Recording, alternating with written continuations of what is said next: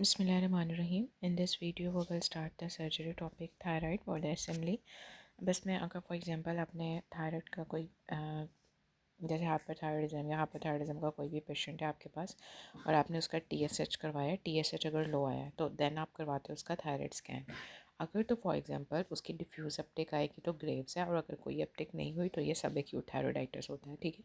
और अगर सिंगल होगा लाइक नोड्यूलर मिलेगा, और मल्टी नोड्यूलर गोइटर है अगर मल्टीपल नोड्यूल्स मिलेंगे उसमें, ठीक है। अगर फॉर एग्जांपल आपने हॉट नोड्यूल्स हैं तो उसके अंदर बहुत ज़्यादा लाइक आपने थायराइड स्ट्रॉम को प्रिवेंट करने के लिए एंटी थायराइड देते हो ताकि उससे पहले यू थायराइड स्टेट पे लेके आओ। जब यू थायराइड पे ले आओगे फिर उसके बाद आपने रेडियो एक्टिव आयोडीन अपटेक या फिर आपने उसको सर्जरी करनी होती है, ठीक है। और अगर ज़्यादा कंप्रेसिव सिम्टम्स आ रहे होते हैं, मेडिकल ट्रीटमेंट बिल्कुल फेल हो गया, दैन आप उसको टोटल थायराइडेक्टमी कर देते हो। फॉर एग्जांपल अगर आपको एंटी थायराइड या फिर बीटा ब्लॉकर में से कोई चूज़ करना है तो उसमें आपने बीटा ब्लॉकर को सबसे पहले करती है क्योंकि उस पेशेंट को सिम्टोमेटिकली ट्रीट करना होता है आपने, ठीक है। जैसे टेकीकार्डिया हो गया, ट्रेमर्स हो रहे हैं। अगर पेशेंट प्रेग्नेंट है तो आपने फर्स्ट ट्राइमेस्टर में प्रोपाइल थायोरेसिल देनी है, इसको आपने पी से पी याद रखना है। और अगर फॉर एग्जांपल कॉल नोड्यूल है देन आप FNA करोगे, फाइनरी एस्पिरेशन। और ये तो भी हमने लो TSH के लिए देखा। अगर फॉर एग्जांपल हाई TSH होता है तो आप सबसे पहले क्या करवाओगे, अल्ट्रासाउंड करवाते हो, उसमें थायराइड स्कैन थे अल्ट्रासाउंड, फिर उसके बाद आपने नोड्यूल को असेस कर दिया, और अगर फॉर एग्जाम्पल उसका साइज़ 1 to 1 सेंटीमीटर के देन आपने FNA करवानी है, ठीक है। और बहुत नोड्यूल स्मॉलर है फिर आप फॉलोअप करते हो विद अल्ट्रासाउंड। अब इसके आपने bachelor classification, it's very very important. आपने ना 0 1 2 3 4 5 अपने पास इसको लिख ले। 0 के अंदर आता है नॉन डायग्नोस्टिक। अगर फॉर एग्जांपल नॉन डायग्नोस्टिक है तो आपने रिपीट करवाना होता है FNA। पहले आप 0 1 2 3 4 5 लिखो। 0 में नॉन डायग्नोस्टिक आता है, 1 में बेनाइन आ जाएगा, और 5 वाला बिल्कुल मेलिग्नेंट होता है, और 4 वाला उसमें सस्पिशियस ऑफ मेलिग्नेंसी होती है, ठीक है। और फिर उसके बाद जो 2 और 3 बच गए, 2 के अंदर ATP ऑफ द अंडरमाइन या फिर फॉलिकुलर हो गया। और अगर फॉर एग्जांपल थर्ड होता है, थर्ड के अंदर क्या होता है कि सस्पिशियस होता है फॉर द फॉलिकुलर, ठीक है। अब इसमें 1 के अंदर 0 के अंदर नॉन डायग्नोस्टिक है, 1 के अंदर है बेनाइन, और 2 के अंदर जो है वो है एटीपिया हो सकता है, और थर्ड के अंदर सस्पिशन हो सकता है, फिर 4 के अंदर मेलिग्नेंसी का सस्पिशन हो सकता है, और 5 के अंदर मेलिग्नेंट है। अब इसमें पहले वाले के अंदर भी आपने FNA रिपीट करवानी है जब नॉन डायग्नोस्टिक, और 2 के अंदर बेनाइन है तो आप इसमें फॉलोअप करवाते हो विद अल्ट्रासाउंड। और थर्ड के अंदर उसमें जो है वो फॉलिकुलर का जैसे एटीपिया हो गया तो तब भी आपने FNA रिपीट करवाना है। और अगर फॉर एग्जांपल अगर आइदर फॉलिकुलर का सस्पिशंस है या फिर उसमें मेलिग्नेंसी का सस्पिशंस है तो भी आपने नियर टोटल थायरॉइडेक्टमी करवानी होती है, ठीक है। और अगर फॉर एग्जांपल मेलिग्नेंट है तो फिर भी आपने नियर टोटल ज़्यादा प्रेफर की जाती है ओवर द हेमीथायरॉइडेक्टमी। और अगर फॉर एग्जांपल 6 होता है तो इसमें नियर टोटल करेंगे, ठीक है। फॉर एग्जांपल अगर हाइपोथायरॉइडिज्म का पेशेंट है तो आपने लिवोथायरेक्सन देनी होती है, और उसके बाद आप उसको रीअसेस करते हो 6 वीक के बाद, क्योंकि इसका एक्शन थोड़ा लेट आता है। अगर तो for example TSH is not mention in the question, pretend it's are normal, ठीक है। Always approach by the step wise, ठीक है। TSH नॉर्मल है, there is a clinical suspicion, आपने उसमें TSH को रिपीट करवाया। आपने थायराइड कैंसर में फॉलोअप रखना होता है, जैसे पेपलरी या फॉलिकुलर होता है ना उसमें आपने क्या करवाना होता है, थायरोग्लोबिन, और जबकि मेडलरी होता है तो आप उसमें फॉलोअप करवाते हो बाय द कैल्सिटोनिन, ठीक है। मोस्ट कॉमन थायराइड कैंसर जो होता है ऑटोइम्यून थायराइडाइटिस से रिलेट करेगा, ये लिम्फोमा होता है, इसमें आपने फॉलो कराना तो बाय द पेपलरी। उसके बाद नेक नोड्यूल के अंदर जो थायरोक्लोसिस सिस्ट होती है वो टंग प्रोटोएन के साथ मूव करती है, और इसे आप सर्जिकली ट्रीट करते हो। सिस्टिक हाइग्रोमा की बात करें, इसमें क्लियर लिम्फेटिक फ्लूइड होता है, इसका इनिशियल स्क्लेरोथेरेपी होता है, बेस्ट इज द सर्जिकल।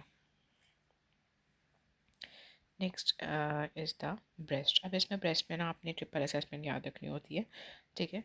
इसके अंदर फर्स्ट ऑफ ऑल आपने फिजिकल एग्जामिनेशन किया, फिर आप देन इसमें इमेजिंग करते हो, और फर्दर बायोप्सी है, ठीक है। फिर अगर फॉर एग्जांपल पेशेंट 40 ईयर्स से कम है तो फिर आप इसमें अल्ट्रासाउंड करवाओगे। ओल्डर पेशेंट के लिए हम मोस्टली जो है वो मेमोग्राफी करवाते हैं, लेकिन अगर फॉर एग्जांपल अगर पेशेंट में कोई पॉजिटिव फैमिली हिस्ट्री है फर्स्ट डिग्री रिलेटिव्स में तो फिर आप इसकी 30s में ही ना मेमोग्राफी करवा लेते हो, ठीक है। उसके बाद अगर फॉर एग्जांपल आपने afterward go with the core needle biopsy to confirm the diagnosis. अगर तो फॉर ब्रेस्ट केस है only choose FNA for assisted clinical आप FNA करते हो। दूसरा आपने बायरेट स्कोरिंग भी याद रखनी होती है। बायरेट स्कोरिंग के अंदर फॉर एग्जांपल जो 0 होता है ना वो नॉन डायग्नोस्टिक होता है, उसके अंदर आपने एडिशनल करनी होती है। और अगर फॉर एग्जांपल नेगेटिव आया है या फिर बेनाइन है तो फिर आपने उसकी एनुअल स्क्रीनिंग करवानी है, ठीक है। और थर्ड के अंदर आपने याद रखना है कि अगर फॉर एग्जांपल प्रोबेबली बेनाइन होता है ना तो आपने प्रोबेबली आपको लग रहा है तो फिर आप उसमें इमेजिंग करवाते हो इन द 6 मंथ, ठीक है। और अगर सस्पिशंस फॉर द मेलिग्नेंसी या हाईली सस्पिशंस है देन आप कोर बायोप्सी करवाओगे। अगर नॉन बायोप्सी आ गई है देन फिर आप सर्जरी करवाओगे। ठीक है। फिर उसके बाद मेमोग्राफी जो है वो 40 to 50 ईयर्स में की जाती है, all after 2 years according to this. And corneal biopsy जो है, अगर उसमें इंट्राडक्टर हाइपरप्लेजिया आ गया तो फिर आपने वाइड लोकल एक्ससीएन करनी होती है। Fibroadenoma, it's very very important question है। ये ओवल शेप का होता है, मोबाइल मैस होता है, और ये मेंस्ट्रुअल साइकिल के साथ रिलेट करेगा। इसमें आपने ट्रीट करना होता है वाइड लोकल एक्ससीएन। फाइलॉइड के अंदर ये रैपिडली ग्रोइंग होता है, ये मेंस्ट्रुअल साइकिल से रिलेट नहीं करता, उसे आप ट्रीट करोगे wide local exchange of the benign Floyd. ठीक है। और अगर फॉर एग्जांपल बेनाइन है तो आपने वाइड लोकल एक्सचेंज किया, और अगर मैलिग्नेंट हो तो मेस्टेक्टमी करोगे। For example choose C T with a contrast first in the malignant. अगर आपने स्टेजिंग के लिए मैलिग्नेंट के साथ तो मैंने आप सी टी चूज़ करते हो। इंटरडक्टल पैपिलोमा के अंदर आपने याद रखना है कि ब्लडी डिस्चार्ज होता है, एक्लेजिया के अंदर ग्रीनिश डिस्चार्ज होगा। Most common non lactating nipple discharge होगा वो इंटरडक्टल में होगा, और डक्टेक एक्लेजिया में इन्वर्टेड निपल ग्रीन डिस्चार्ज होता है। बहुत एक्लेजिया और पैपिलोमा को आपने इंटरडक्टल से ही ट्रीट करना होता है। फिर उसके बाद फाइब्रोसिस्टिक ग्लैंड में मल्टीपल बायलेटर छोटे छोटे मैस बने होते हैं, उसमें से मिल्की डिस्चार्ज होगा, ये पेनफुल होते हैं। अगर हम पेप्टिक प्रोसेस की बात करें, इसके अंदर स्किन रिट्रैक्शन होती है overlying the base in addition to the एथेमोसिस। उसके बाद है मॉन्टगोमरी फॉलिकल, इसमें जो लम्प्स बनते हैं ना वो एरोला तक ही कन्फाइंड होते हैं। पेंजेट ये रेयर कैंसर होते हैं, इसमें यूनिलेटरल हो गया, इसमें ना एर्थमेटस, प्रोराइटस और निपल डिस्ट्रैक्शन हो गया। इसको आप ट्रीट कैसे करते हो? Mastectomy with lymph node biopsy. ठीक है। उसके बाद अगर फॉर एग्जांपल डक्टर है तो उसमें आपने मिस्टेक्टमी विद एसएलएन भी और वाइड लोकल एक्सचेंज करते हो विद रेडिएशन। अगर लोबुलर कार्सिनोमा है तो आपने इसमें इंटावर स्क्रीनिंग करनी होती है। फैमिली हिस्ट्री में आपने याद रखने के जो वर्क होता है, ये ऑटोसोमल डोमिनेंट जीन म्यूटेशन होती है, एसोसिएट करेगी with increases for early onset breast and the ovarian cancer. अगर तो फर्स्ट डिग्री रिलेटिव में आपको ये सस्पेक्ट है ना, तो आपने पहले उसको फर्स्ट जो अफेक्टेड पेशेंट होता है उसको स्क्रीन करना है, फिर आपने कंफर्म करना है, then screen the entire family. अब बर्का पॉजिटिव स्क्रीनिंग में आपने याद रखना है कि अगर फॉर एग्जांपल 25 ईयर ओल्ड है तो आपने उसमें एनुअल एमआरआई करनी होती है, और अगर 30 ईयर ओल्ड है तो इसके अंदर आपने पॉजिटिव फॉर एग्जांपल 25 ईयर पे आपने एनुअल एमआरआई करनी है, 30 के ऊपर आपने मेमोग्राफी करनी होती है। ठीक है। और अगर 30 ईयर ओल्ड है तो आपने उसमें ओवेरियन स्क्रीनिंग। 25 पे बर्का पॉजिटिव की बात करी हूँ, अगर 25 है तो एमआरआई, 30 ईयर है तो मेमोग्राफी, 30 ईयर ओल्ड है तो ओवेरियन स्क्रीनिंग करोगे, इसमें पहले का अल्ट्रासाउंड और C1 25 पे आ जाएगा। Skin treating most important sign होता है for the breast cancer. ATPR जो इसका रिस्क फैक्टर होता है। इन्फ्लेमेशन के अंदर एथमेटस, फेम, स्वेलिंग, एग्जामास्टाइटिस। ठीक है। इसको आप कैसे ट्रीट करते हैं? एंटीबायोटिक्स या कोई फ्लक्चुएंट मैस या कोई भी स्किन चेंजेस या साइड इफेक्ट, तो ये एब्सेस को आपने हमेशा इंसिडेंट ड्रेनेज से ट्रीट करना होता है। मोर देन 5 है मॉर्थिन है, स्कीमिक है, नेक्रोटिक है, अदरवाइज एस्पिरेशन इज इनफ।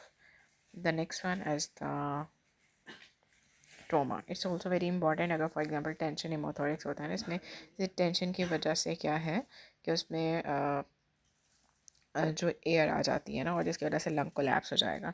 अब इसमें परकस करके देखोगे ना, आपको हाइपर रेजोनेंस मिलेगी, और उसी साउंड के उसी साइड पे आपको ब्रेथ साउंड जो होते हैं वो कम मिलते हैं। ठीक है। और जिस ट्रेकिया जो है वो एक साइड लाइट होगी, एक साइड हैवी है, तो ऑपोजिट साइड पे ट्रेकिया जो होता है ना वो शिफ्ट हो जाता है, इसमें JVP भी रेज होगा।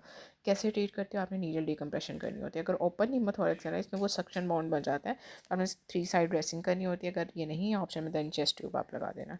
अगर फ्लेल चेस्ट है, इसमें मल्टीपल ब्रोकन, इसमें पैराडॉक्सिकल भी थी, जैसे आप इंस्पायर करती हैं तो आउटवर्ड चेस्ट मूव करती है, लेकिन इसमें इन्वर्ट करेगी। ठीक है। इसमें आपने ट्रीट करना होता है एनालिजिया और assisted ventilation. It's also very important. Cardiac contusion में आपने याद रखना है कि एक चेस्ट पे एक हेमोसिस निशान बने होंगे, बाउंडिंग पल्स होगी और साथ में एरिथीमा होगा।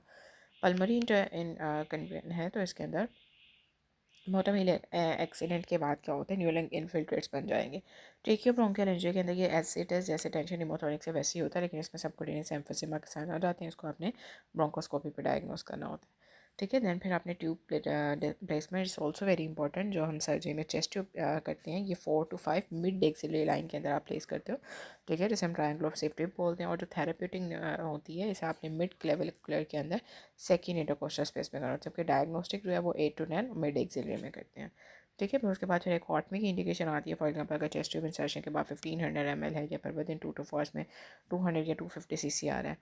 एब्डोमिनल ट्रॉमा में देखो, फॉर एग्जांपल अगर स्टैब वुंड है ना, और पेशेंट तो अगर स्टेबल है तो CT करवा लोगे, और अगर अनस्टेबल है तो आपने लेप्रोटमी करवानी होती है। अगर ब्लंट ट्रॉमा है, अब ये मोस्टली जो ER में सर्जरी की ER में पेशेंट आ रहे होते हैं ब्लंट ट्रॉमा के साथ, तो अगर तो स्टेबल होता है तो आप CT करवा लेते हो, लेकिन अगर अनस्टेबल है ना तो जल्दी से उसे कहते हैं फास्ट स्कैन करवा के हो। और अगर फास्ट के अंदर फॉर एग्जाम्पल फास्ट अगर पॉजिटिव आ गया और पेशेंट स्टेबल है, फास्ट पॉजिटिव आ गया और पेशेंट स्टेबल है तो आप सीटी करवा लोगे। लेकिन अगर फास्ट नेगेटिव है और पेशेंट जो है वो स्टेबल है तो फिर रूटीन एग्जामिनेशन करवाओगे। लेकिन अगर अनस्टेबल है और फास्ट पॉजिटिव है देन आप लेप्रोटमी करोगे। और अगर अनस्टेबल है या नेगेटिव है, अनस्टेबल है ना लेकिन नेगेटिव, तो फिर डायग्नोस्टिक पेरिटोनियल इलाज करते हैं। इमीडिएट लेप्रोटमी में अगर पॉजिटिव सीटी फाइंडिंग है, फास्ट अनस्टेबल है, मोमेंटम सीन वेस्टरेशन, ठीक है, तो फिर इसमें पेरिटोनाइटिस, इन चीज़ों के अंदर आपने इमीडिएट लेप्रोटमी करनी है। नेक ट्रोमा के अंदर जोन 1, 2 और 3 याद रखना। 1 होगा तो आप CT करवाओगे और अगर पॉजिटिव आ जाए तो एंडोवेस्कुलर रिपेयर करवाओगे। ब्रोंकोग्राम या फिर एसोफेजियोग्राम पॉजिटिव आया देन ओपन रिपेयर करवाओगे। जोन 2 अगर एसिम्टोमेटिक है तो ऑब्जर्व करो कि जोन 2 में सिम्टोमेटिक है तो इमीडिएट रिपेयर, और अगर जोन 3 में सिम्टोमेटिक है दैन इसमें एंडोवेस्कुलर रिपेयर। और अगर फॉर एग्जाम्पल अनस्टेबल है, expanding haematoma and control haemorrhage है तो फिर आपने सारे जोन्स को लाइगेट कर देना होता है, ठीक है।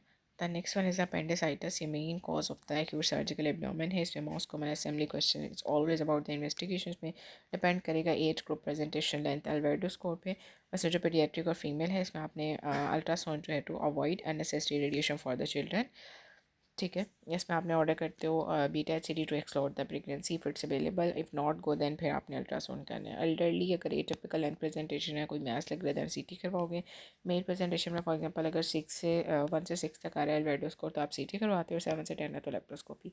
अल्वेडो स्कोर आपको पता होना चाहिए 3 सिम्टम, 3 साइन और 2 लैब्स होती हैं। नोरेक्सिया है, शिफ्टिंग ऑफ द पेन है, ठीक है। उसके बाद राइट लोअर क्वाड्रेंट टेंडनेस, रीबाउंड टेंडनेस और फीवर है। टेंडनेस, रीबाउंड, फीवर 3 साइंस हो गए। ल्यूकोसाइटोसिस लेफ्ट शिफ्ट है तो फिर यस में आ गए। Each of them had a single point access for the right lower quadrant tenderness और ल्यूकोसाइट टेंडनेस, और जो है ल्यूकोसाइटोसिस में आपने 2 पॉइंट्स ऐड करने हैं। साइंस के अंदर फॉर एग्जांपल अगर रॉप्सिंग साइनस में आपने राइट को प्रेस किया तो लेफ्ट में भी पेन होगी, और रीबाउंड टेंडनेस में बल्बर आ जाते हैं, रेट्रोसिका इनफ्लेम होगी तो सोस साइन आएगा, पेल्विक इनफ्लेम होगी तो ऑब्जुलेट है। अब इसमें how to find that during surgery आपने टीनिया कोलाई को फॉलो करना होता है, ठीक है। अगर फॉर एग्जांपल आपने अपेंडिक्टमी करनी है और आपने प्रोसीजर करते हुए आपको पता चला अपेंडिक्स बिल्कुल नॉर्मल है, then go ahead and search for the marker. ये नहीं है तो फॉर एग्जांपल अगर आपने ओपन किया है ना तो फिर आप उसको अपेंडिक्टमी कर देते हो, और अगर लैब को लिए तो फिर आपने अपेंडिक्स को वैसे ही छोड़ देना होता है। अगर फॉर एग्जांपल इन्फ्लेमेशन है टर्मिनल आल में तो आप पेशेंट को रेफर कर देते हो if it's a case of the IBD। Appendiceal mass से तो आप इसमें परक्यूटेनियस ड्रेनेज करते हो, फिर आपने इंटरवल अपेंडिक्टमी करते हो इन द 6 वीक, ठीक है। गो अगर तो ओल्ड एज पेशेंट है then go for the colonoscopy. Appendiceal cancer के अंदर अब इसमें याद रखो कि अगर एडिनो कार्सिनोमा है और उसमें आपने राइट हेमिकोलेक्टमी करते हो। कार्सिनोइड में अगर टिप पे है या 2 सेंटीमीटर से कम है, ठीक है, तो आप उसको ऑब्जर्व करोगे। लेकिन अगर 2 सेंटीमीटर से ज़्यादा है, बेस है, लिम्फ नोड या इन्वेजन हुई है तो फिर आपने राइट हेमिकोलेक्टमी कर देनी होती है। Till now if you have any question you can ask me. Surgery से हम जल्दी से ख़त्म करके फिर इसके बाद हम MCQs डिस्कस करेंगे।